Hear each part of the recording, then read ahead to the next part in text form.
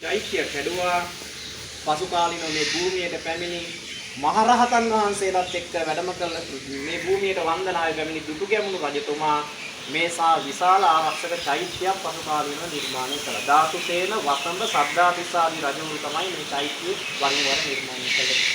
මේ නාගදීපේම පන්සල් භූමියක් කරලා මහා සංඝරත්නයට පූජා කරපු රජතුමා දුටුගැමුණු රජතුමා. අතීතයේ එහෙම කතාවක් තියෙනවා. අනාගතයේ හරි ලස්සන කාරණාවක් තියෙනවා නාගදීපේ මුල් කරගෙන අපි අහලා තියෙනවා බුද්ධ පරිනිර්වාණයෙන් පස්සේ අපේ ගෞතම බුද්ධ ශාසනය ආයුෂ අවුරුදු 500ද අදිස්ථාන කරලා තියෙන බුදුහාර 5000යි. දැන් මේ යන්නේ අවුරුදු 2600. තවත් අවුරුදු 2400ක් අනාගතේන වෙසක්පුර 15ක් පොහොව දවසේ මේ විශ්ව තුමුලෝක ධාතුවේ තියෙන අපි වඳින පුදන සියලුම ධාතුන් වහන්සේලා පිරිනිවන් පානවා. ඒකට අපි කියනවා ධාතු පරිනිර්වාණය කියලා. අහලා තියෙනවද මේක? මේ ධාතු පරිනිර්වාණය සිද්ධ වෙන දවසේ මේ විශ්ව ධාතුවේ තියෙන සියලුම ධාතුන් වහන්සේලා මේ විශ්වයේ උතුම් මහා බල සම්පන්න තැනට තමයි එකට එකතු වෙන්නේ. එතන තියෙන්නේ අපිට. මේ පුංචි ලංකාවට තමයි මේ පුණ්‍ය භූමිය තියෙන්නේ. එතන තමයි බුදුහාරගේ ධාතු කරුණුව ජීවමාන බුදුහාර වැඩ ඉන්නවා සමාන තැන. දෙවියෝ බ්‍රහ්මියෝ ඇවිල්ලා 335 වැඩ ඉන්න තැන එතන. අපිට පේන්නේ නැහැ. එයාලට අපිව පේනවා කියලා කියනවා.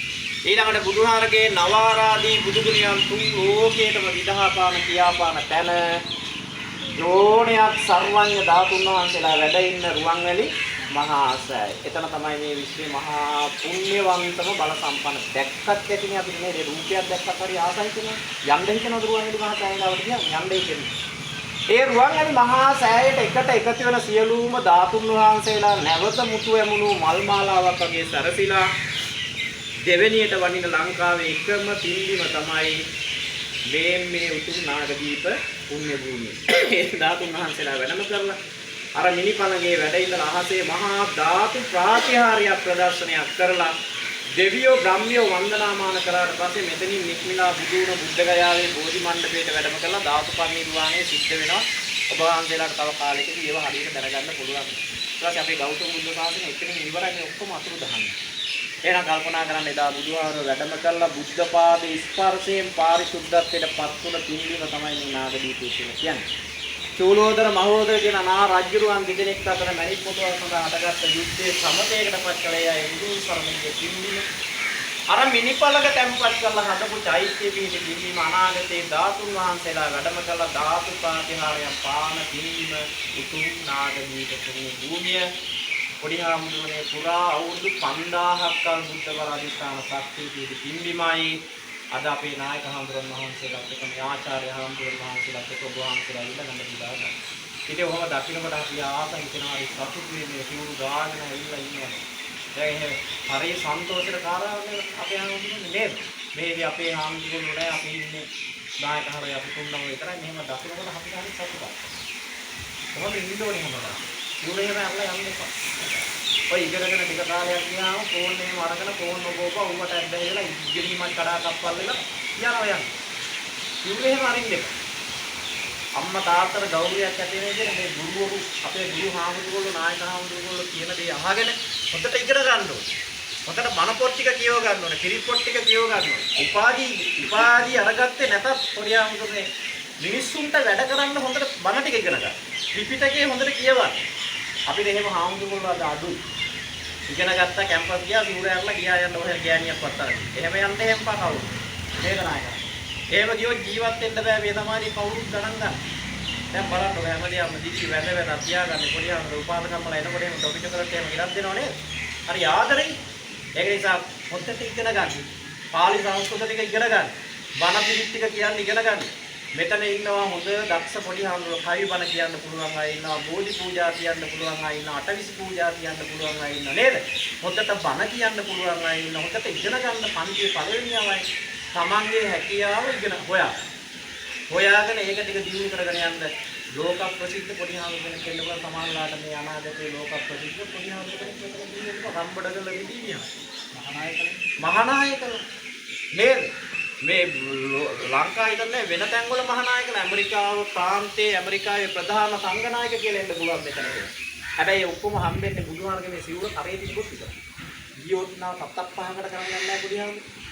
ඔය පොල්ල පුරුත්ත ගස්වල ඉන්නේ හැටි පේන්නද බීඩි විකරක් ගංජා ගහගෙන කරාපු දාගෙන පච්ච ගහගෙන අපිරියා බෑ බලන්න. ඔයාලා දිහා බලපුවම මාන්න කොච්චර ලස්සනද කියලා. මේ බුදුහාමුදුරුවෝ ශ්‍රාවකයෝ කොච්චර ලස්සනද? වටිනාකමක් අපිට තියෙන්නේ සිවුරේ හිටියොත් විතරයි. සිවුර අරලා ගියොත් නම් බල්ලෙක් තරමක් ගණන්. ගෙදර අම්මලා තාත්තලාවත් ගණන් ගන්නවා. ගණන් ගන්නෑ. අනික අපි සිවුරේ ඉඳලා ගෙදර ගියාම පොරවක්ක නෙළුම් කොලේ ගියා වගේ මෙලෝදියක් කරගන්නවා. උදැල්ලක් අල්ල ගන්න බෑ, කැත්තක් ඉද ගන්න බෑ, වට බදාම ටිකක් අරගන්නයි සිවුරේ ඉඳලා ඒව කරලා පුරුදු නැතිලා අරහෙට ගියාම මොකද වෙන්නේ? එතනත් කඩාකප්පල් වෙනවා. ඒ නිසා මේ පැත්තට හිත යොමු කරන්න එපා. ආමුදුරුගොල්ලෝ බයිනවා තමයි අපේ නායකයන්ලා අපිට ගහන්නේ මේ වත්ත වටේ දුවන්නේ. අපි මොනවා මාරු මොහොතට ගන්න බෑ. ඒ තරම් සර අපේ නායකවරු ගැන ගන්නද? හරි සර. මේකේ දෙමළේ උන්ට එහෙම ගහනවා නායකවරු දුවන්නේ. ඒ වගේ දැක්කත් ඇති. අර පිළිමේ දැක්කත් අපිට මුත්‍රාය. ඒ තරම් සර. හැබැයි අපි යන්නේ. ගියොත් අපි පරාදයි.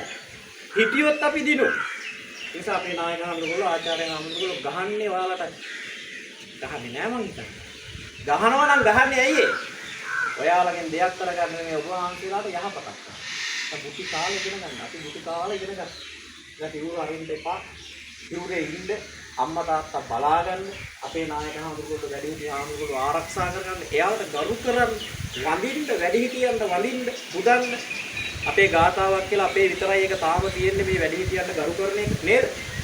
ආගන්තුක සත්කාර ධනගහල ගාතාව කියලා වඳින එක අපි ගාව තියෙන්නේ. ඊයෝ ගාව ඒක නැහැ. ඒක නිසා මේ වැඩිහිටි ආමුගොල්ලන්ට ගරු නම් කියලා ඒ කීකරුව කියන දේ අහලා හිටියොත් මේ සමාජයේ මේ ශාසනයේ මිනි පහනක් වගේ දිලෙන්න පුළුවන්. ඒ කියන දේ අහලා කීකරුවොත් නම් ඉඳ බෑ. එහෙම අපිට පැවැත්මක් නැහැ. වතාවක් ටික කරන නේද? උදේ නැගිටලා වතාවක් ටික. ඒක මේ ගුරු ආනන්දගොල්ලෝ නායක ආනන්දගොල්ලෝ බලා ගන්න තාත්තලා වගේ දැන් ඔයාලා බලාගෙන දරුවෝ වගේ අම්මලා ඉන්නේ මාස ගානකට පස්සේ. මේ දරුවෝ වගේ බලාගෙන. ඒතර මේ ඉන්නේ තාත්තලා. සහෝදරයෝ.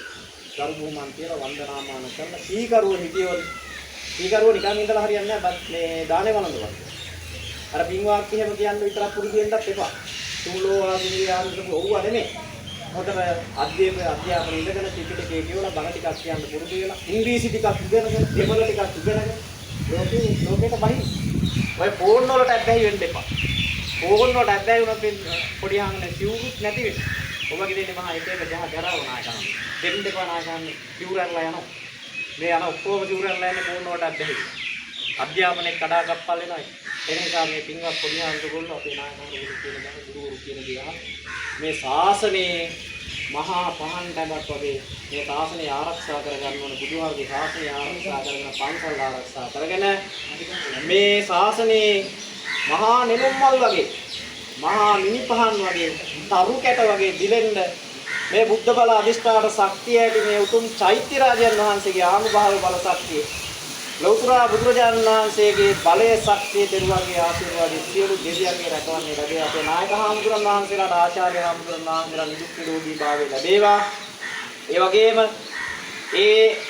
අපේ නායක හාමුදුරන් වහන්සේ ගුරු දේවෝත්තමයන්න් වහන්සේලාට ආචාර්ය ප්‍රාචාර්ය හාමුදුරන් වහන්සේලා මෞදෙමෝපියන් ඔබ හැම දිනාගේ මෞදෙමෝපියන්ට මේකෙන් අනුමෝදන් වේවා. ඔබ වහන්සේලාට මේ ගෞතම බුද්ධ ශාසනයේ චිරහත්කල් ගෙහෙන් වැජබෙන්න අධ්‍යාපන කටයුතු සාර්ථක කරලා මහා උගත් පඬිවරු වෙන්න මේ ශක්තිය තීව්‍රත් මේ ශක්තිය ආශිර්වාදයේ සියලු දෙවියන්ගේ දලදා හාමුදුරන් රුවන්වැලි මහා සයාමතාව බල ශක්තිය නිරන්තරයෙන් උදා වේවා කියලා ප්‍රාර්ථනා කරනවා හැම දිනකටම